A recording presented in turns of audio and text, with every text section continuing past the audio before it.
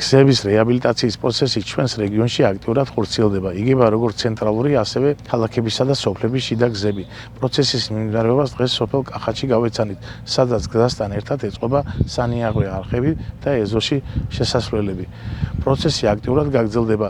ჩვენ ცენტრალურ ხელისუფლებასთან ერთად მაქსიმალურად ვცდილობთ მოვაგვაროთ არსებული საჭიროებები. ნიშნულოვანია, რომ ეს არის ძალიან მჭიდრო დასახლებული მოსახლეობა და წლების განმავლობაში იყო ამ მოსახლეობის მოთხოვნა. ასევე გასათვალისწინებელია, რომ გზის პერიმეტრზე ეწყობა ანაკრების სანიაღვრე არხები, რომელიც უზრუნველყოფს ნალექის წყლის გატარებას და შესაბამისად მოხსნის დატბორვების საფრთხეს ამ მოსახლეობაში. ასე რომ ძალიან მალე დასრულდება ეს პროექტი და სოფელი კახათი მიიღებს კიდევ ერთ ახალ ინფრასტრუქტურას მოწესრიგებული გზის სახით.